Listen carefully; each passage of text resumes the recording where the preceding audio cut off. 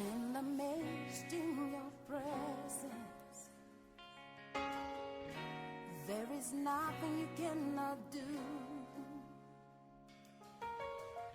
I stand amazed in your presence. Le roi des rois, le Seigneur des seigneurs, veuillez vous asseoir s'il vous plaît.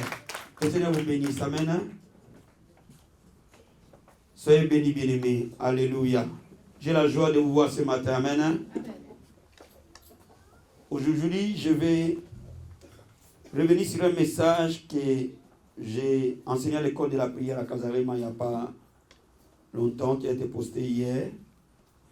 Et je suis convaincu que ce message, en une journée, a fait à peu près 3000 vues. Cela veut dire que ça répond à un besoin. Amen. Amen.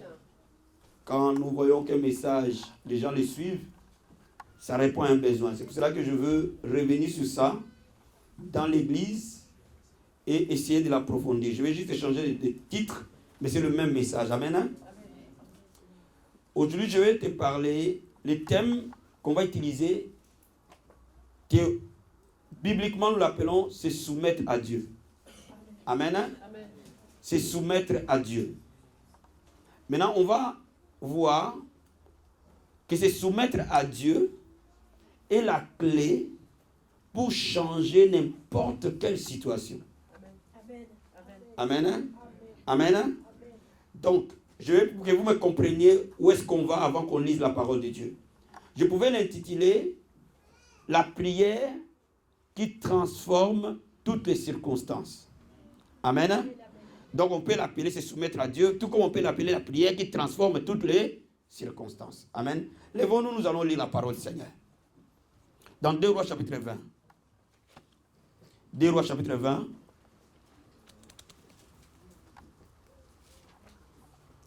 Versets 1 à 6. J'ai demandé à Frère Jacques de nous aider. C'est notre texte de base. 2 Rois chapitre 20. Versets 1 à 6. Amen. Nous lisons la parole de Dieu. En ce temps-là, Ézéchias fut malade à la mort. Merci. Amen. En ce temps-là, Ézéchias fut malade à la mort. Le prophète Ésaïe, fils d'Amoz, vint auprès de lui et lui dit: Ainsi parle l'Éternel. Donne tes ordres à ta maison, car tu vas mourir et tu ne vivras plus. Ézéchias tourna son visage contre le mur et fit cette prière à l'Éternel. Ô Éternel, souviens-toi que j'ai marché devant ta face avec fidélité et intégrité de cœur, et que j'ai fait ce qui est bien à tes yeux. Et Ézéchias répandit d'abondantes larmes.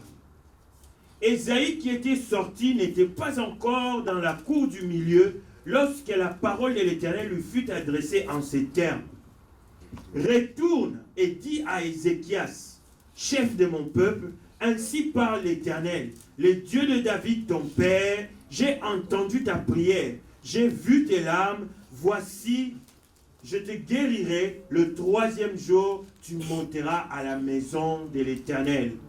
J'ajouterai à tes jours 15 années, je te délivrerai toi et cette ville de la main du roi d'Assyrie. Je protégerai cette ville à cause de moi et à cause de David, mon serviteur. Est-ce qu'on peut acclamer la parole du Seigneur? Amen. Ouvrons Matthieu chapitre 7.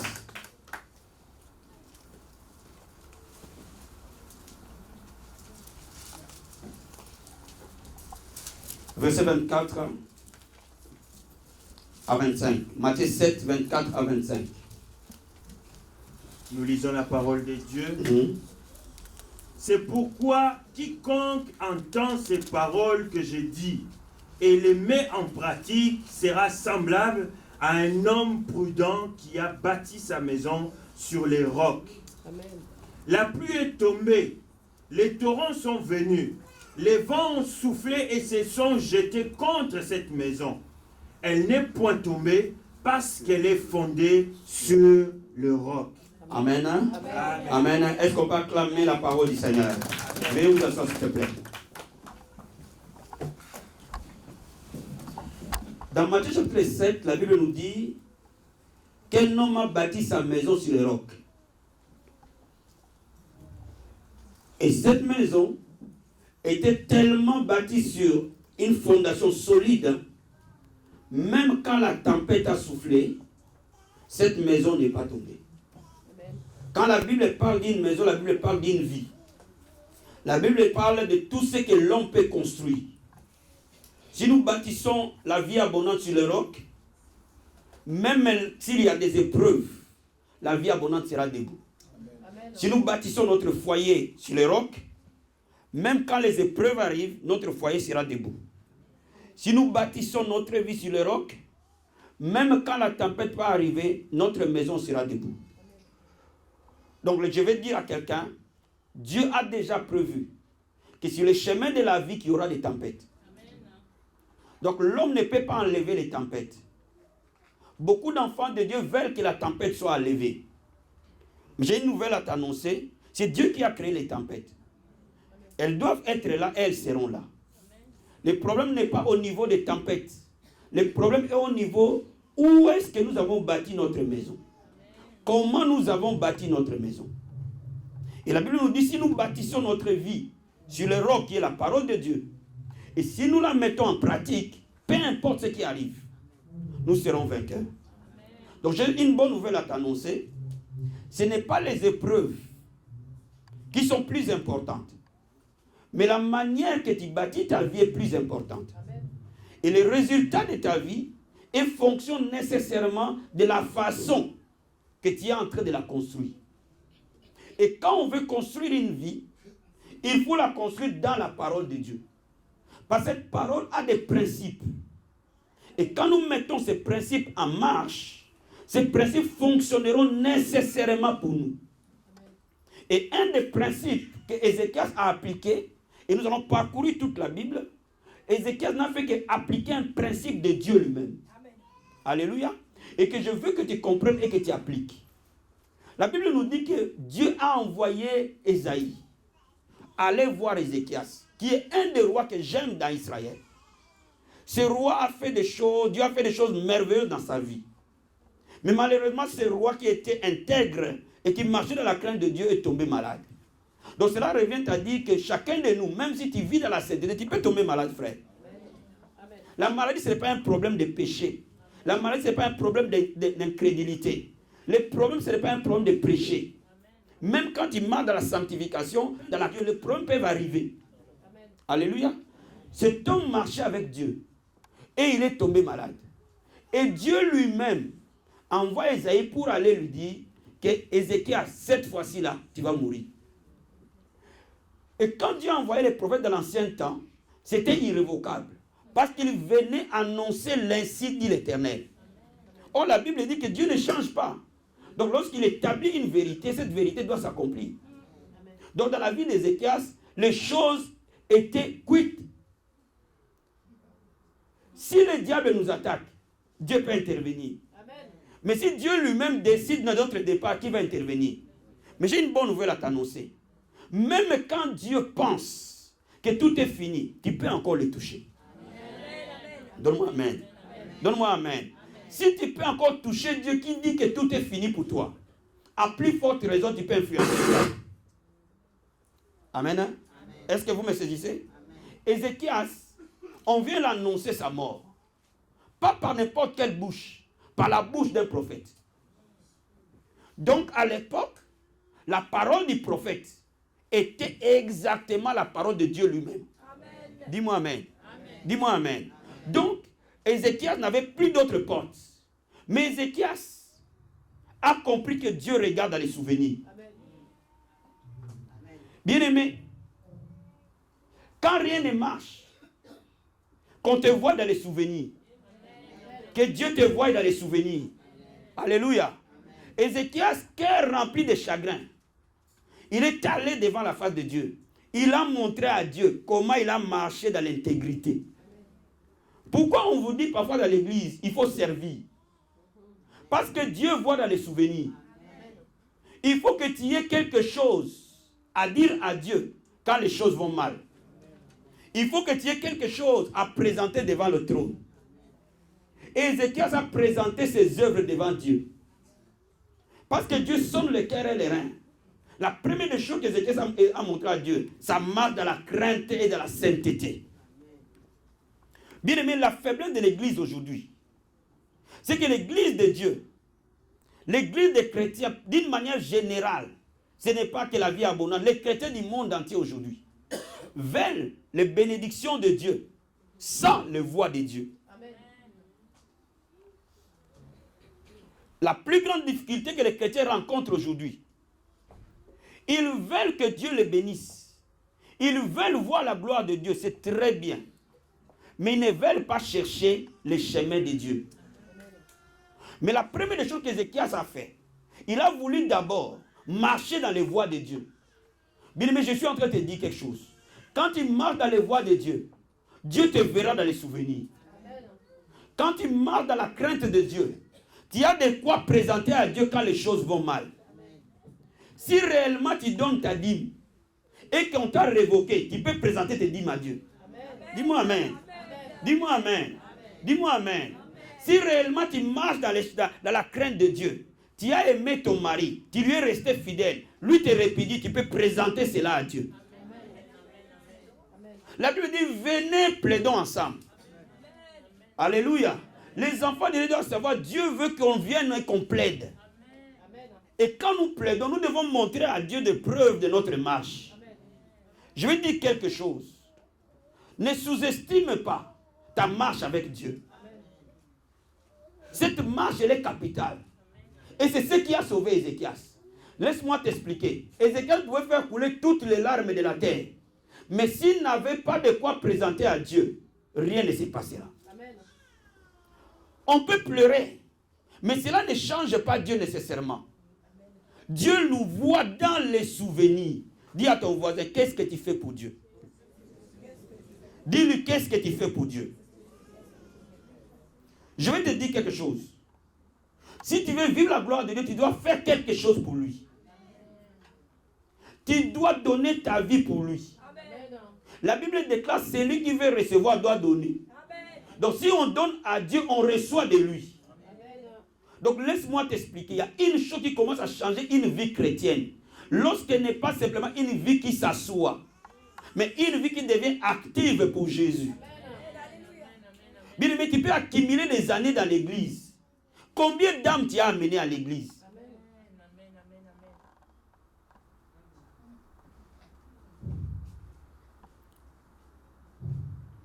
La question qui se pose, moi en tant qu'enfant de Dieu, quelle est ma contribution dans le royaume? Quelle est ma part dans l'avancement de la cause du Christ?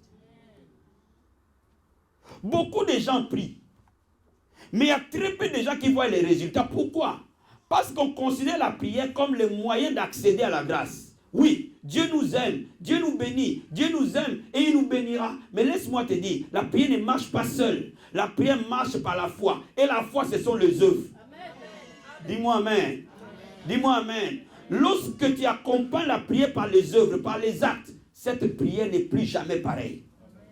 La première vérité que tu dois comprendre, pour que tu vives une vie de victoire, de gloire, de percée, que tu arrêtes de t'asseoir. Amen. Et que tu sois maintenant debout. Amen. Vie abondante, lorsque nous allons nous décider d'être debout pour Christ, nous manquerons de place ici. Amen. Chacun de nous connaît quelqu'un. Chacun de nous a un ami. Chacun de nous a un frère. Chacun de nous a une soeur. Chacun de nous a un collègue de travail. Chacun de nous a un collègue de l'école. Chacun de nous a des voisins. Ces voisins-là, ces amis-là, veulent entendre Jésus par toi. Amen. Ouvre ta bouche et que Dieu le remplisse. Ainsi, quand le diable va t'attaquer, tu vas dire au Seigneur, j'ai ramené les âmes. Tu dois avoir quelque chose à plaider devant Dieu.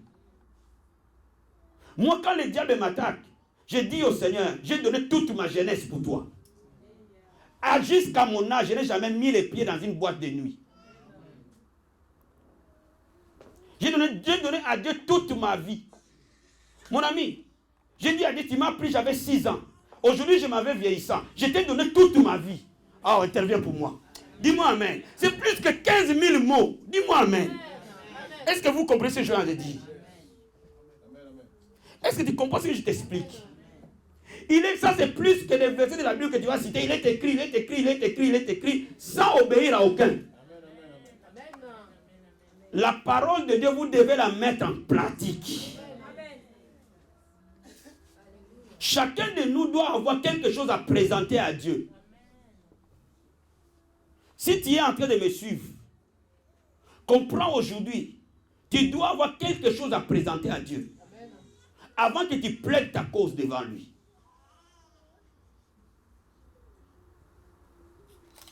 Jairus a voulu que Jésus intervienne. Les anciens de la ville sont venus voir Jésus. Il a bâti notre synagogue. Il mérite qu'on guérisse son serviteur. Dis-moi amen. Dis-moi amen. Jésus n'a pas résisté. Il est parti parce que c'était la vérité. Dis-moi amen. Oh bien-aimé, que Dieu te voie dans les souvenirs. Que Dieu te voie dans le travail. Que Dieu te voie dans l'œuvre que tu fais pour lui. Et lorsque tu commences à être utile pour Jésus-Christ, laisse-moi te dire, Dieu est obligé de revoir ta situation. Beaucoup de gens ne savent pas comment marcher avec Dieu. Ça, c'est la première vérité. La deuxième vérité, c'est l'humilité d'Ézéchias. Parce que laisse-moi te dire, tout ce que tu fais pour Dieu, tu dois le faire d'un cœur humble. Parce que sinon, ça ne devient plus un sacrifice agréable. Donc, Ézéchias a répandu les larmes. Pourquoi? À cause de sa soumission en Jésus. La foi véritable appartient à ceux qui sont actifs pour Christ, mais ceux qui sont actifs dans l'humilité. Lorsque nous commençons à marcher dans l'humilité réelle, Dieu nous élève. Le gros problème des chrétiens, c'est que le christianisme peut nous rendre orgueilleux plus que les païens.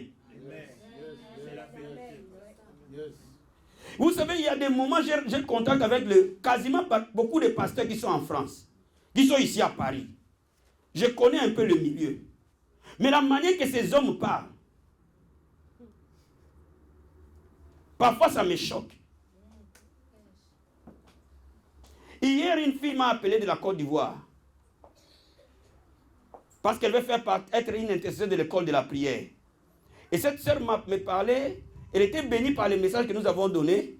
Et à la fin, elle avait voulu me bénir. Elle a dit que Dieu te bénisse, apôtre. Quand elle s'est rendue compte qu'elle m'a dit que Dieu te bénisse, moi j'ai dit Amen.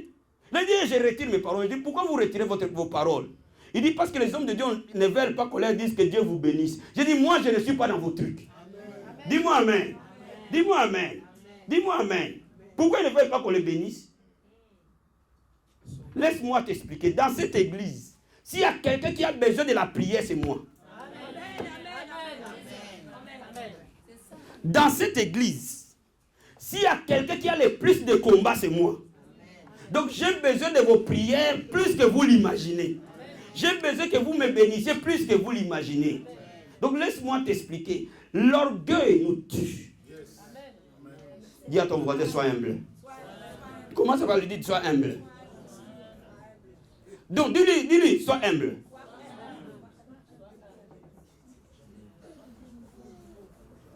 Avant que la chute n'arrive, l'orgueil précède. Avant que la destruction n'arrive, l'orgueil précède. Celui qui commence à être orgueilleux ne peut plus écouter un conseil. Celui qui commence à être orgueilleux ne peut plus écouter une réprimande. Alléluia. Celui qui commence à être orgueilleux ne peut plus ouvrir son cœur pour recevoir la correction. Mais laisse-moi te dire, Dieu nous aime parce qu'il nous corrige. Si un jour vous me voyez dans une position mauvaise, réprimandez-moi. Vous aurez sauvé mon âme. Donne-moi amen bien. Amen.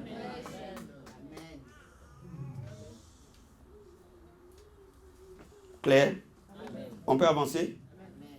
Donc Ézéchias a répandu des larmes devant Dieu, des larmes sincères, des larmes d'un cœur brisé et humilié.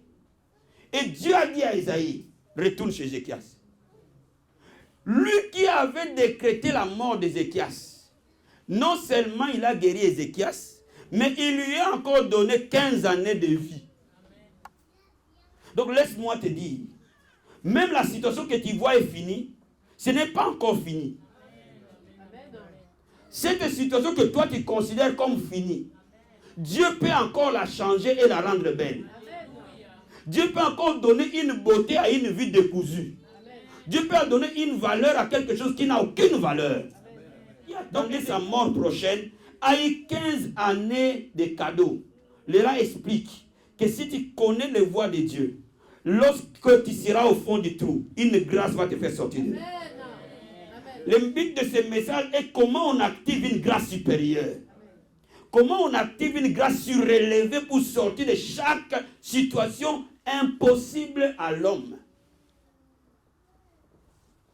Nous avons tous besoin de la grâce. Parce que tout est résultat de la grâce.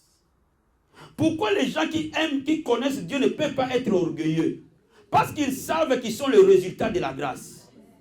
La grâce est une faveur imméritée. Est-ce que vous me comprenez?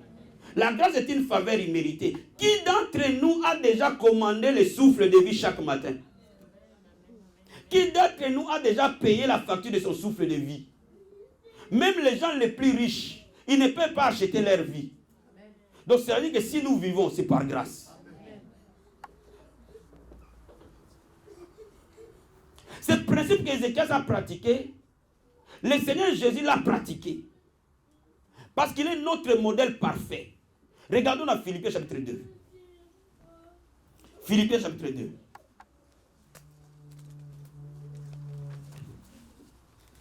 Philippiens 2.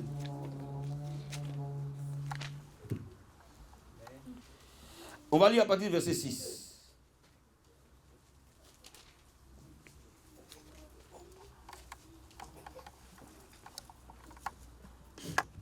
Alléluia. Amen. Nous lisons la parole de Dieu. Philippiens chapitre 2, nous lisons à partir du verset 6. Existant en forme de Dieu, il n'a point regardé son égalité avec Dieu comme une proie à arracher. Mais il s'est dépouillé lui-même en prenant une forme de serviteur, en devenant semblable aux hommes. Et il a paru comme un vrai homme. Il s'est humilié lui-même, se rendant obéissant jusqu'à la mort, même jusqu'à la mort de la croix. Amen. Hein? On va y aller doucement. Amen. La Bible dit ceci. Prenant la forme de serviteur, devenant semblable aux hommes, ayant paru comme, dans ma version, comme un simple homme. C'est-à-dire que Dieu, créateur, parce qu'il veut sauver l'homme, il s'humilie. Cela veut dire que devenir homme était quitter sa position de gloire. Il a accepté de prendre une position de faiblesse. Il faut avoir un cœur humble pour l'accepter. Alléluia. La Bible dit, ayant accepté de devenir comme un simple homme. Bien-aimé, laisse-moi te dire, il suffit que tu sois devenu président de la République. Un seul jour, même pas un seul jour, même 10 minutes. Tout le reste de ta vie, tu es un simple homme. Amen. Mais à plus forte raison, un créateur. Si c'est lui qui a créé le monde, la Bible dit tout a été créé par lui et pour lui, a pris une position d'infériorité par humilité. À plus forte raison, toi et moi. Amen.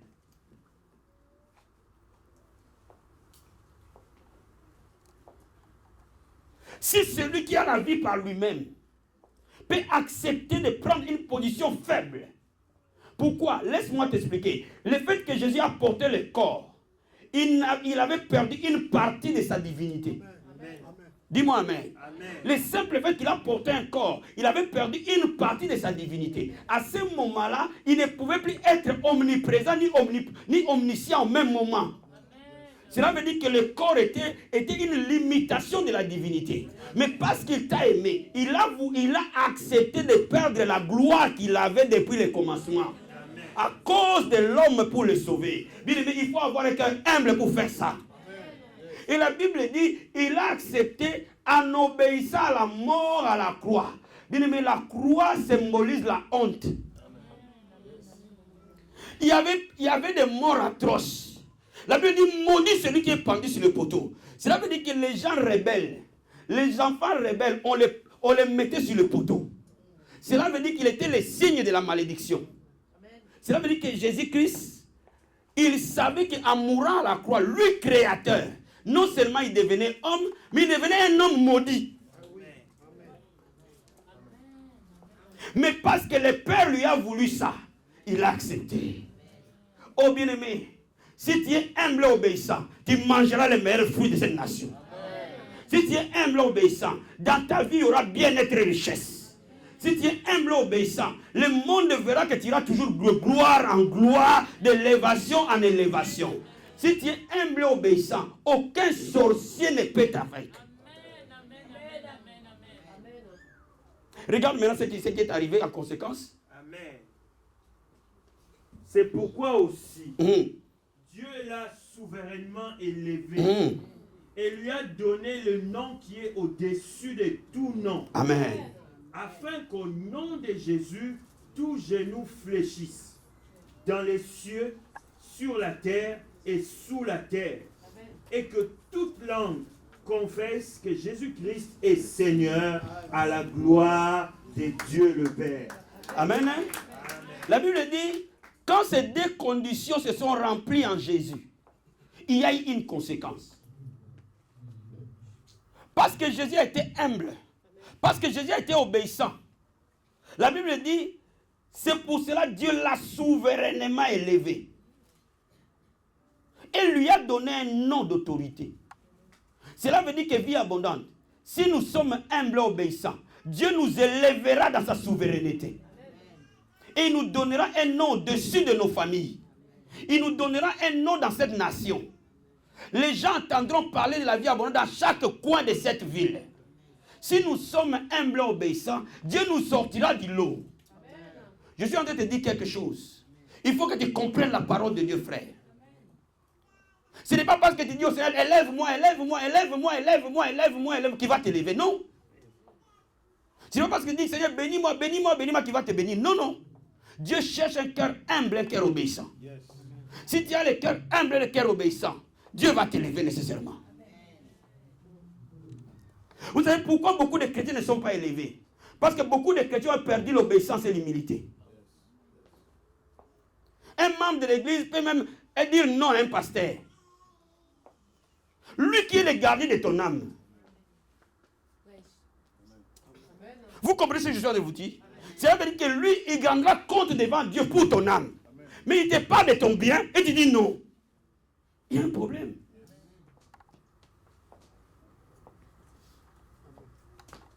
J'ai dit vendredi, le vrai problème de l'église aujourd'hui, les chrétiens qui sont des tueurs de pasteurs, comme les enfants d'Israël ont tué les prophètes, aujourd'hui, les chrétiens tuent leurs propres pasteurs. Laisse-moi t'expliquer, mon frère. Dieu n'a pas besoin de nos galons. Laisse-moi t'expliquer, frère. Dieu n'a pas besoin de nos CV. Laisse-moi t'expliquer, frère. Dieu n'a pas besoin de nos exploits. Dieu cherche un cœur humble qui veut élever. Dieu cherche un cœur obéissant qui veut élever. Laisse-moi t'expliquer. La Bible dit, il rabaisse celui qui est orgueilleux. Il élève celui qui est humble. C'est comme ça que Dieu marche. Est-ce que vous me comprenez? Lorsqu'il voit en nous une simple trace d'orgueil, il va tout faire pour nous mettre à terre. Laisse-moi t'expliquer. Dieu peut être celui qui te combat. Ah my God, quelqu'un comprend ce que je suis en train de dire. Quelqu'un comprend ce que je suis en train de dire. Je l'ai dit vendredi. Vous savez, dans le show de Dieu, tu peux avoir la grâce. Tu peux avoir des capacités. Que quand tu parles, les gens suivent. Quand tu es là, tu as la prestance. Tu parles bien, tu présentes bien, tu prêches bien. Mais il n'y a pas de résultat. Pourquoi? Parce que derrière tes paroles, il n'y a pas la vie. Amen. Et tu vas voir quelqu'un qui est bégaye comme Moïse. Dieu le choisit au milieu des gens qui parlent bien comme Aaron. Est-ce que vous me comprenez ce soir? Est-ce que vous me comprenez? Dieu peut prendre quelqu'un qui est vil. Et que vous regardez, il n'a ni forme, Et Dieu va prendre ces villes-là, il va les façonner. Parce qu'il permet que Dieu soit le potier et que lui soit l'argile. Il faut avoir un cœur humble pour que Dieu soit ton potier.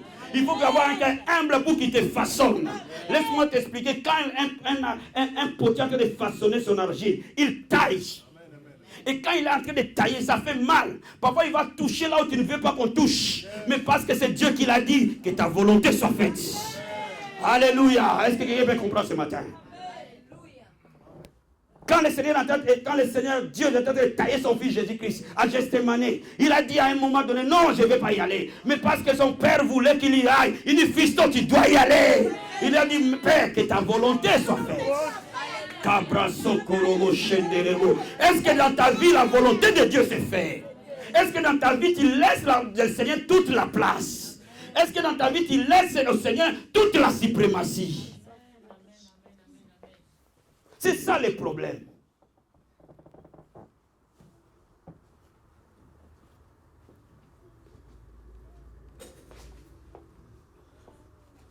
Oh, qu'il règne dans la vie abondante.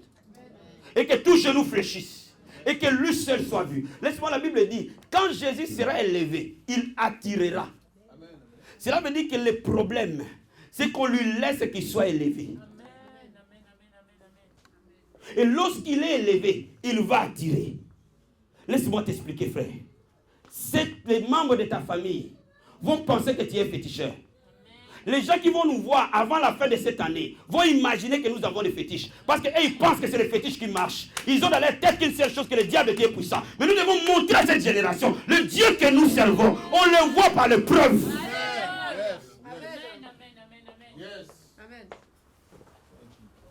Laisse-moi t'expliquer. Dieu cherche les dispositions du cœur. Ma soeur, le jour où tu vas t'humilier, tu vas te marier. Mon frère, le jour où tu vas t'humilier, tu vas te marier.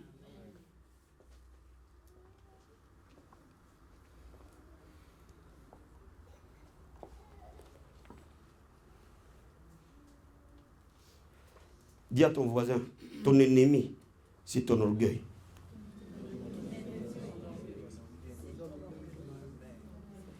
Quand vous venez à l'église, vous êtes toujours en peau d'agneau. Mais vous êtes des vrais loups. Amen. Yes. Alléluia. C'est ça. Au-dedans de vos cœurs, ce sont des tombeaux blanchis. Au-dedans de vos cœurs, ce sont des squelettes. Amen. Que vous avez peint en blanc et puis vous avez mis une croix dessus. Amen. Avec une grosse Bible. Déposez cette Bible et changez vos cœurs. Amen. Yes.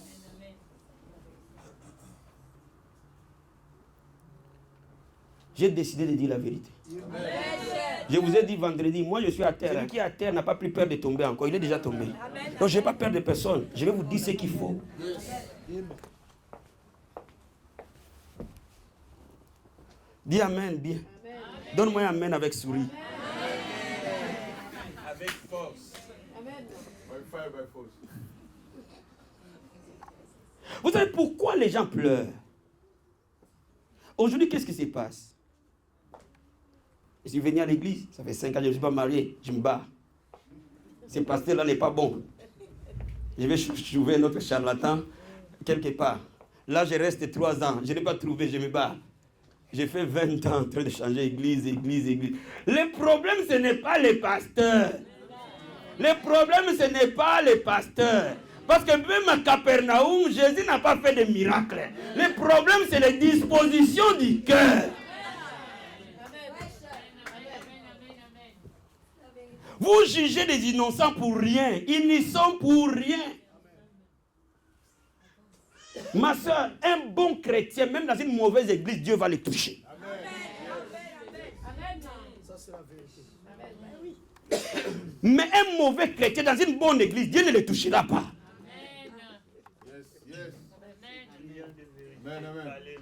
Est-ce que vous comprenez ce que je veux dire? Est-ce que vous croyez que même l'église catholique, il n'y aura pas de gens qui seront au ciel? Qu'est-ce que vous croyez? Même à l'église catholique, Dieu va les sauver. Qu'est-ce que vous croyez? Est-ce que vous comprenez ce que je dis? C'est un problème de cœur. Dieu cherche dans le cœur.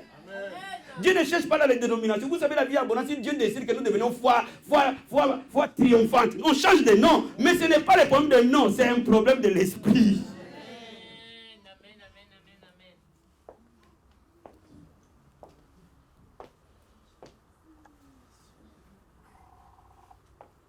Dis à ton voisin, regarde le cœur. Regarde ce qui est au-dedans. Là où l'homme ne peut pas voir. Vous savez, tu peux être en train de sourire avec quelqu'un, mais je ne peux pas voir ton cœur. Dieu merci, Dieu voit simplement le cœur. Vous savez, quand Samuel est allé chez Isaïe, il a vu Eliab. Il a vu Eliab costaud. Il dit, voilà le roi de Dieu, celui-là.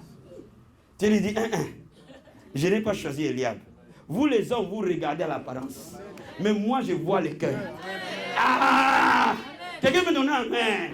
Bien aimé, il y a des gens qui peuvent te négliger parce qu'ils regardent l'apparence. Mais Dieu ne va pas te négliger parce que Dieu voit dans le cœur.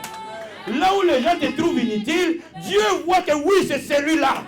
Quand le papa de David l'a trouvé inutile, parce qu'à ce conseil-là, David n'était même pas convié.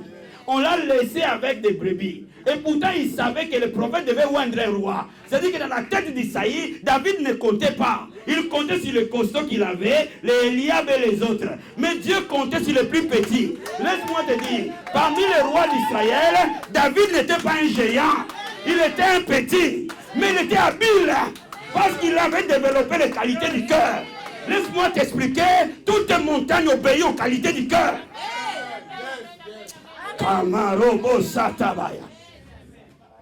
Laisse-moi t'expliquer, le ministère c'est le cœur fiston. Le ministère ce n'est pas les bâtiments, le ministère ce n'est pas les micros. Tout ça on peut raser, mais quand le cœur y est, le ministère est. Est-ce que vous me comprenez ce matin? Est-ce que vous me comprenez ce matin?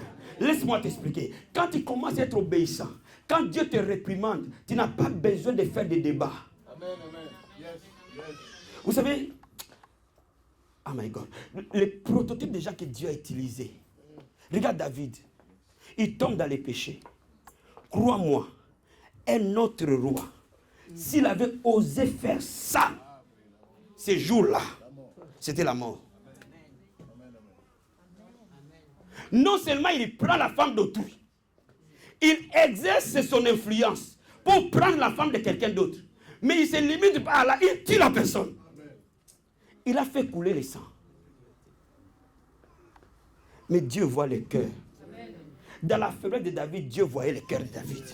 Donc il lui a donné toujours une porte. Ok, Dieu ouvre une porte à quelqu'un. Quelqu'un me donne amen. Quelqu'un me donne amen. Laisse-moi te dire, il y a des gens qui ont fait des choses moins pires que ça. Mais Dieu les a châtiés. Mais lui, il a fait encore pire. Mais Dieu lui a regardé avec miséricorde. Oh bien, mais le cœur a-t-il la miséricorde de Dieu? Marche de cœur humble. Parce qu'il était humble. Quand le prophète lui a dit la vérité, il n'a pas débattu. Hein. Vous savez, à l'époque, le roi avait le pouvoir de tuer un prophète. Il n'a pas débattu avec le prophète. Il ne lui a pas rappelé que moi, je suis le roi. Attention à toi. Il a dit, j'ai péché. Frère, un cœur humble ne débat pas. Amen. Un cœur humble s'aligne. Amen. Amen. C'est pour ça que l'humilité est la sœur jumelle de l'obéissance. Avant que je sois obéissant, il faut que je sois humble. Amen. Si je ne suis pas humble, je ne peux pas être obéissant. Vous savez, l'obéissance, c'est quoi? L'obéissance, c'est accepter de faire la volonté de quelqu'un d'autre. Tu m'as compris, frère? Obéissant veut dire j'accepte de faire la volonté de quelqu'un d'autre. Cela veut dire que je mets à terre ma propre volonté pour faire la volonté de quelqu'un d'autre, tout en espérant que ça marchera. Donc quand j'obéis, j'accepte de me mettre en insécurité. Quand j'obéis, j'accepte de me mettre dans une situation d'inconfort, afin que la volonté d'une autre personne gouverne ma volonté. Oh, laisse la volonté de Dieu gouverner la tienne. Même quand il ne sait pas où est-ce qu'il t'amène, il te dit, je connais les plans que j'ai formés pour toi. Les plans de bonheur et non de malheur. Même quand il ne sait pas où est-ce qu'il t'amène, fais-lui simplement confiance et soumets-toi à lui. Un autre que Dieu a utilisé dans ce domaine, c'est Paul. Un homme, quand vous regardez Paul, vous avez tendance à voir un homme très brillant. Oui, c'est vrai. Il était brillant. Mais, un homme qui avait beaucoup de soucis. Dans sa propre vie. Regardez un peu la Bible. 2 Corinthiens chapitre 12.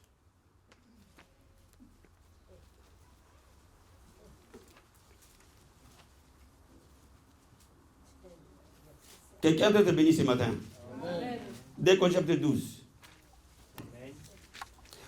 Je vais trouver d'abord le verset parce que c'est long. Je vais qu'on ne le prenne pas tout.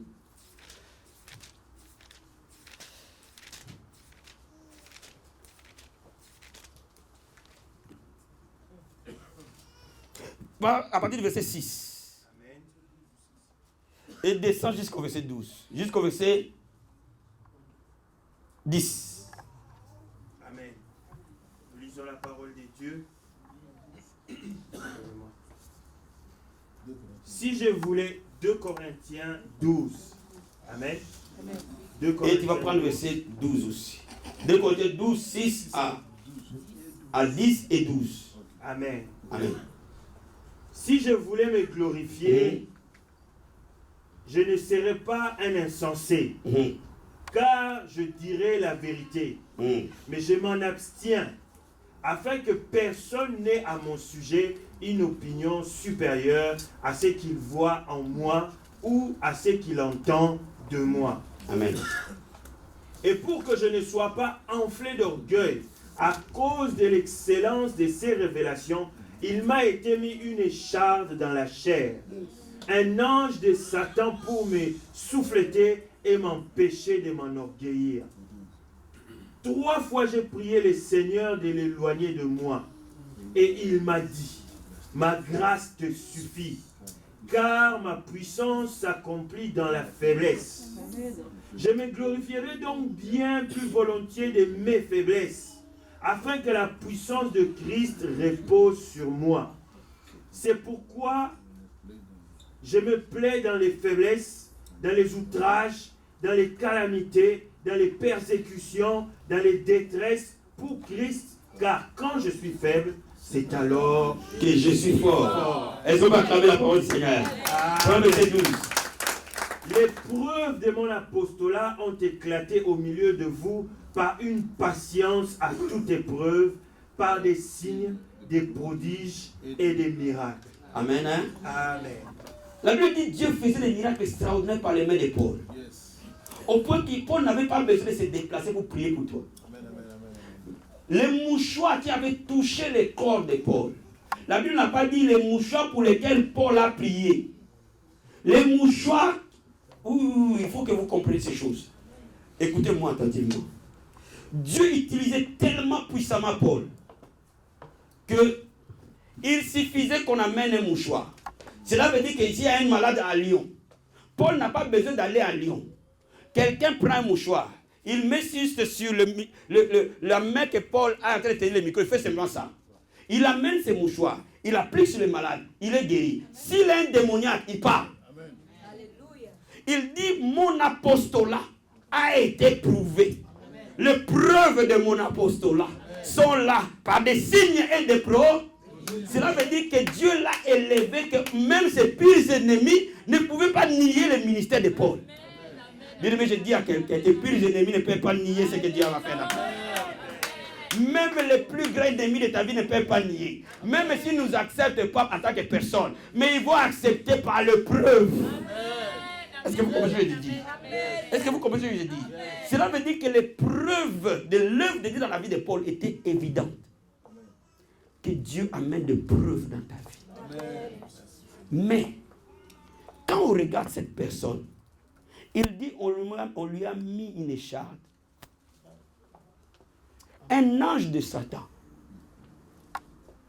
Laisse-moi t'expliquer ce qui s'est passé. Paul était bossu. Amen. Paul était semi-aveugle. La plupart des épîtres de Paul, il ne les a pas écrits parce qu'il ne voyait pas bien. Paul dit dans une de ses épîtres, si il était possible, vous allez me prêter vos yeux. Cela veut dire que Paul ne voyait pas bien. Il était quasiment semi-aveugle. Comment un homme aussi faible, Dieu peut l'utiliser aussi puissamment? Cela veut dire que la puissance réside dans la faiblesse. Amen. Yes.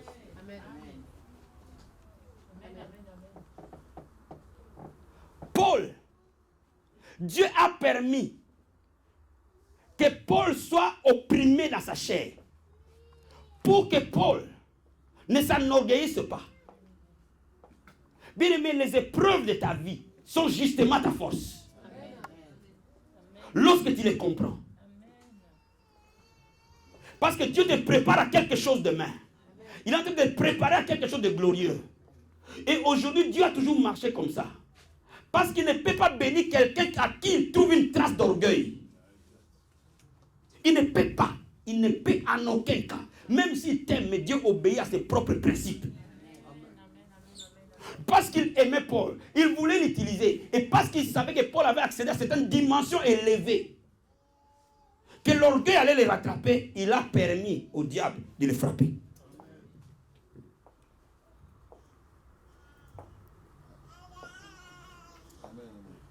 Paul, à qui Dieu écoutait les prières, intercède pour ça. Dieu dit non, non.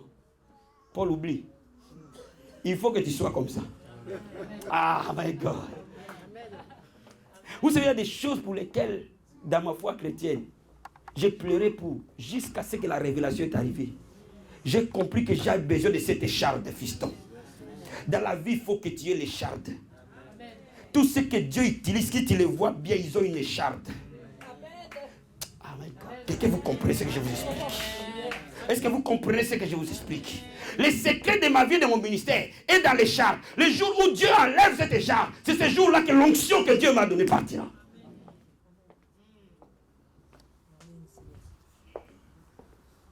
Quand il y a l'écharde, Dieu sera toujours avec toi.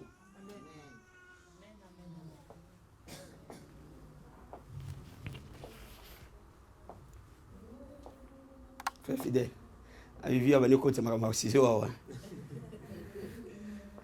écoutez-moi. Vous voulez que je vous explique calmement? Aucune personne sur la terre, aucune, ne peut sortir du lot si quelque part le prix n'a pas été payé. Aucune. Tu m'entends?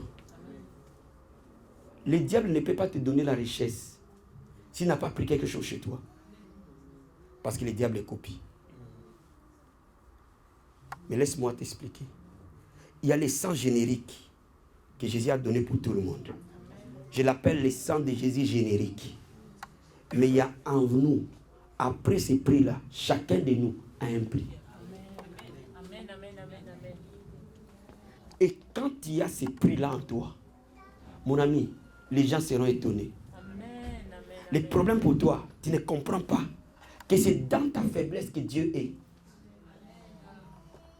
Le problème pour toi, dès qu'on touche ton œil, tu es déséquilibré. Vous savez, il y a même les gens que le diable ne les a même pas touchés. Il est juste passé à côté. Il ne les a pas touchés. Hein. Mais ils sont tellement peureux du diable qu'il est passé dans les voisins. J'aime Smith Wigglesworth. Un jour, le diable vient les visiter. Il dormait. Le diable vient les voir. Il se réveille. Il les regarde. Oh, c'est toi. Il dort. Ma soeur, mon frère, Dieu guérira cette maladie. Dieu guérira cette stérilité. Dieu guérira tout ce que tu as. Mais ce qu'il vit, ce n'est pas ça. Ce qu'il vit, c'est ton cœur. Et tu ne peux pas imaginer que ton cœur, tu l'as formaté pendant des années.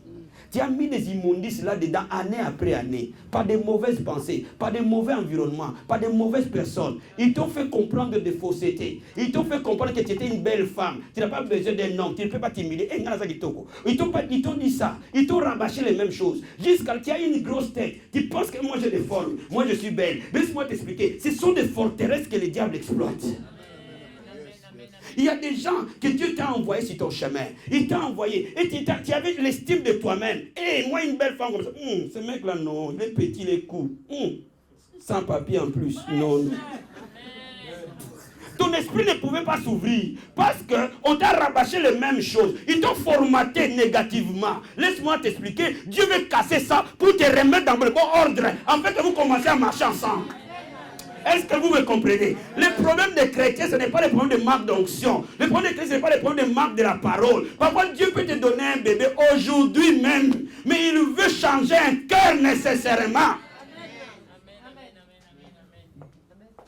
Laisse-moi te dire, lorsque tu marches et que tu vois rien ne change, il faut que toi tu changes.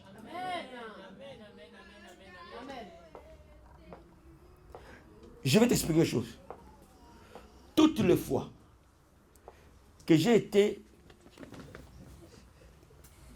ne les dérange pas, toutes les fois que j'ai été bloqué dans ma marche, dans ma vie chrétienne, j'ai compris la leçon. Quand je vois une ligne où je ne franchis pas, cela veut dire que Dieu me dit, change fiston. Amen.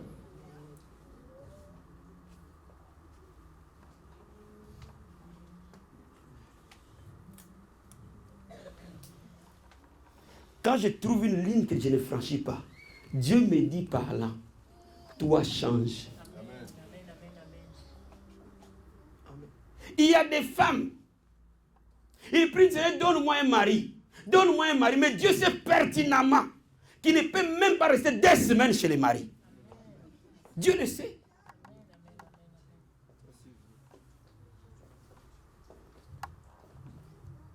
Nos sœurs bêtées, vos forteresses de la Côte d'Ivoire doivent tomber.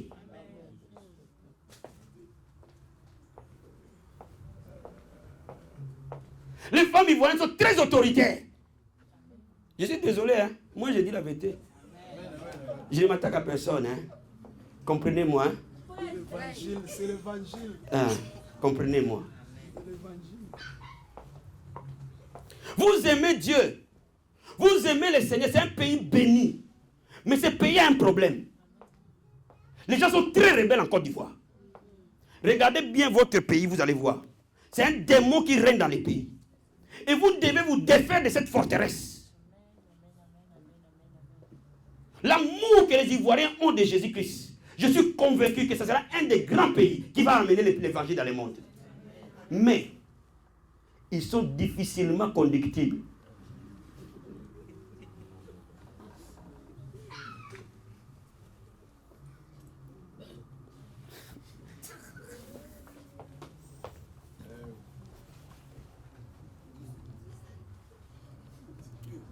L'unique chose, hein, simple, regardez les grâces que Dieu vous a données.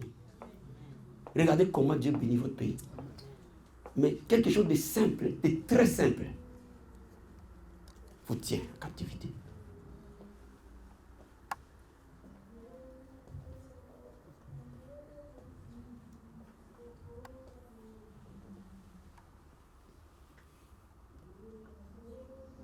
Pasteur. Tu me saisis? Vous voyez, le problème n'est pas là où vous cherchez. Le problème est dans le fond de vos cœurs.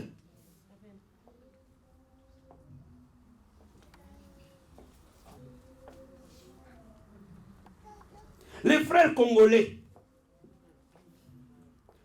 toujours rebelles,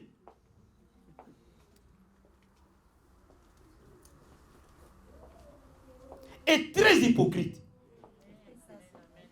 Congolais, même si tu manges avec lui, fais attention. Quand il mange, regarde bien ta fourchette.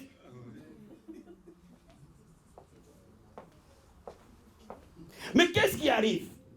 Dans un milieu comme ça, tout le monde se méfie de tout le monde. Vous ne pouvez plus vous appuyer les uns sur les autres parce que chacun a peur de l'autre. Mais vous êtes en train de vous autodétruire.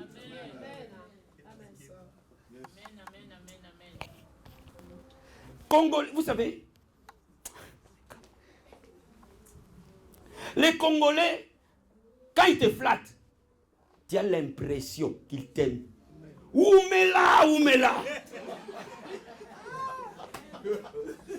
Oh, Oumela. Bande de flatteurs. C'est vrai. Prêche, papa. Prêche. Les gens vont me détester, hein, mais je vous dis, moi je suis un prophète, je vais établir la vérité.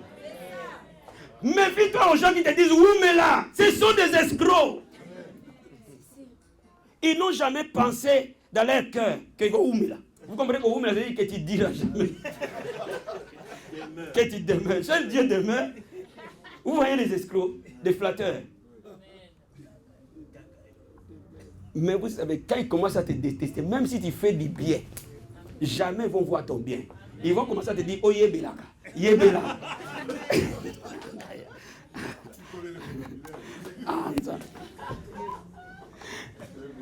Les gens qui sortent ce vocabulaire sont des chrétiens. Allez dans nos pays, quand je suis au Congo, les jours, quand j'ai voyagé dernièrement, je me posais la question, mais où est-ce que je vais aller prier? Il y a trop d'églises. Dans ma rue, il y en a 5. Donc je suis obligé de me renseigner quelle est la bonne église parmi les 5 églises de la rue, pas du quartier, de la rue. C'est-à-dire que j'en avais 3 avant, 2 derrière. Mais maintenant, ce groupe de personnes qui tous les dimanches vont à l'église, à partir de 5 heures du matin, les gens ne dorment pas, ils commencent à crier de Jésus-Christ. Et c'est les mêmes qui te disent, Yébéla, il y a un problème.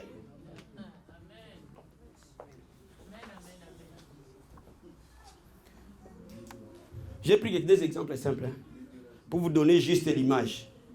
Vous voyez les problèmes des gens, c'est eux-mêmes. Dis à ton voisin, change. Accepte de changer.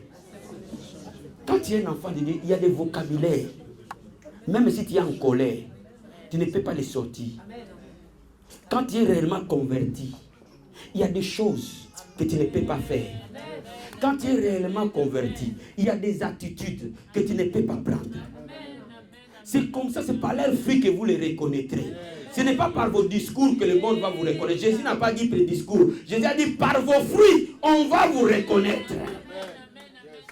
Dieu cherche les fruits.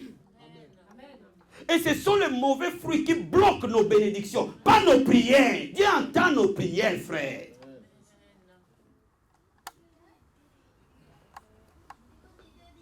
Tu ne peux pas prier, Seigneur, bénis mon mari, bénis mon mariage. Mais le même mari pour qui tu pries, tu l'insultes chaque matin. Oh.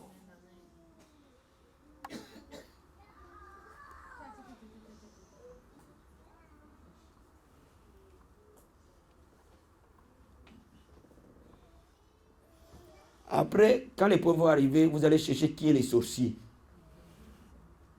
Vous voyez encore des hypocrites. Jamais ils se mettent en cause. Ils veulent toujours trouver qui est la cause de leurs problèmes. La première des choses, si tu veux que les choses changent pour toi, pose-toi la question, est-ce que je ne suis pas responsable?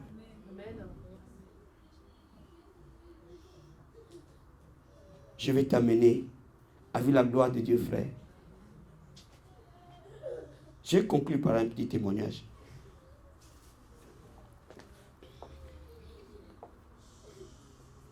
Le Seigneur m'avait fait grâce.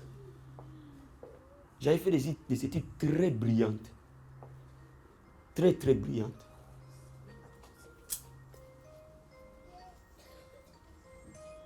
J'avais toujours une année d'avance. Parce que le jour où je devais aller comme inscrire à l'école, à la maternelle, le maître me regarde. J'avais accompagné ma soeur parce que ma soeur devait aller en première primaire. Et moi, j'ai pleuré, je voulais aller à l'école. Donc, ma maman m'a amené pour accompagner ma soeur. Et le maître, quand ma soeur a commencé l'école, moi, je ne voulais pas rentrer, j'ai pleuré. Donc, le maître a dit, bon, laisse-le ici, il va se fatiguer, lui-même, il va rentrer. Donc, il est resté. Le premier jour, le deuxième jour. Le troisième jour, le maître me dit, non, non, non. Cet enfant doit être en premier. Non, il est précoce. Ça ne sert à rien de le faire ramener à la maternelle. Laissez-le ici. Donc c'est comme ça que je suis rentré en classe avec ma soeur et nous avons grandi ensemble. Amen. Est-ce que vous comprenez? Et depuis ce temps-là, je n'ai jamais de toute ma vie, de la première primaire jusqu'en dernière année d'université, fait la deuxième session. Jamais. Jamais.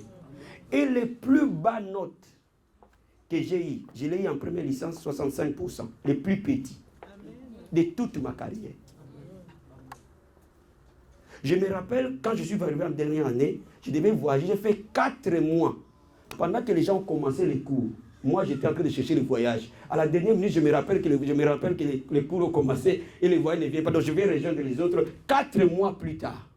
Mais quand on proclame, et qui était là 4 mois avant, j'ai fait l'examen, j'ai réussi, je suis revenu leur apprendre les cours qu'ils ont eu, que moi je n'étais pas. Quand vous sortez dans cet environnement-là, si Dieu ne vous taille pas, vous avez un problème. Quelqu'un me comprend ce que je dis? Quelqu'un comprend ce que je suis en train de raconter? Si Dieu ne passe pas dans ton cœur, tu ne vas pas accepter la contestation. Tu vas penser que tes paroles sont des paroles de Dieu. Dis-moi amen. Donne-moi amen bien. Je vais t'amener dans une bonne prière, que tu n'as pas beaucoup prié ce jour aussi. J'ai fini mon premier travail, conseiller au ministère de l'économie. L'argent, la gloire. Bien aimé, si tu n'as jamais eu un garde du corps, que Dieu te fasse grâce que tu puisses avoir un garde du corps. Tu vas voir comment ça fonctionne. Dis-moi amen. Dis-moi amen. Si, oh, mon ami, si quand tu rentres, avant que même ton propre père ne te voie, il faut qu'on le fouille. Ton papa qui t'a mis au monde, on doit le fouiller. Donc tu te dis, mais waouh, la vie est belle, hein? Mais après, Dieu passe. Il dit, on va commencer à rebâtir fiston. Dis-moi amen. Il a laissé Moïse de la gloire de la maison de Pharaon. Mais avant qu'il envoie Moïse, il l'envoie chez les Madians. Il dit, maintenant, on va rebâtir. Bien aimé, Dieu doit raser toutes choses pour construire. Est-ce que vous comprenez ce que je dis? Et c'est pour cela que Dieu va commencer à te tailler en 1000 morceaux. Et quand il commence à te tailler en 1000 morceaux, tant que tu résisteras à ce que Dieu te taille, il continuera à te tailler. Jusqu'à ce que tu prennes conscience que cette façon de faire est salutaire. Et après tu dis au Seigneur, toi-même brise-moi. Amen. Seigneur.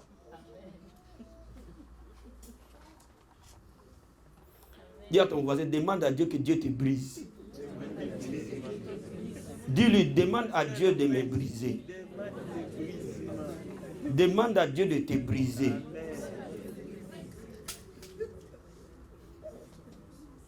C'est Joël.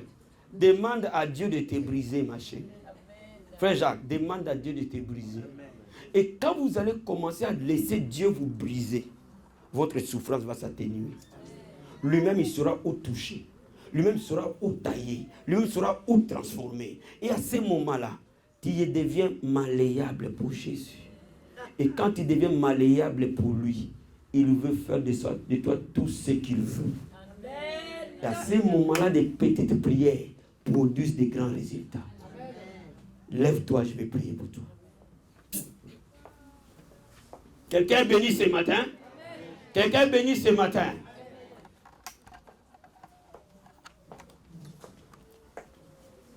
Alléluia. Merci Saint-Esprit de Dieu.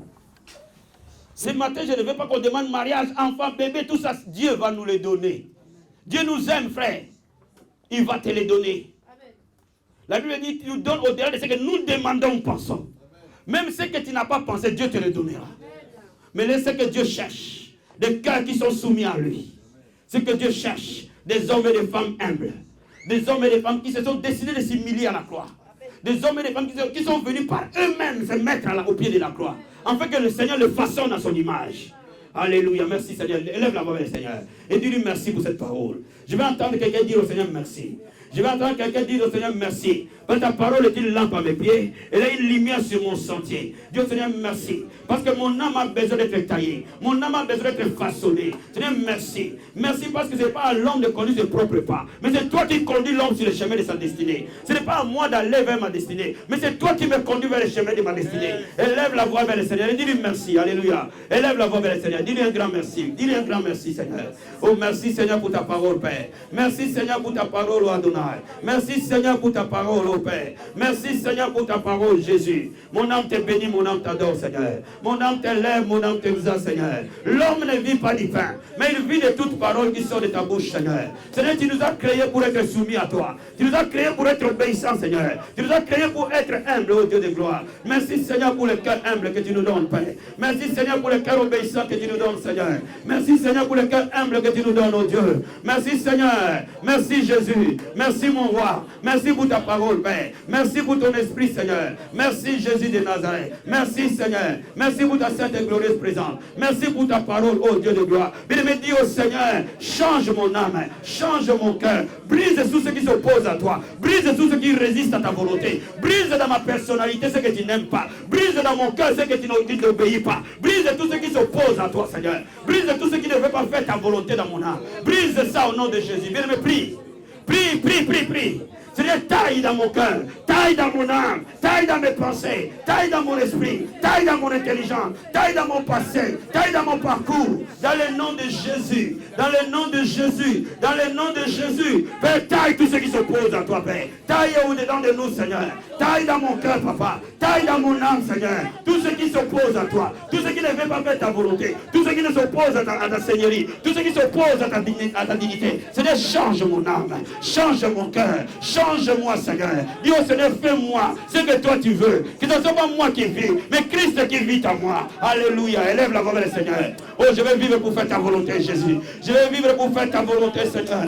Je vais vivre pour faire ta volonté, Jésus. Pas ma volonté, oh Père, mais ta volonté, Seigneur. Que tu règnes.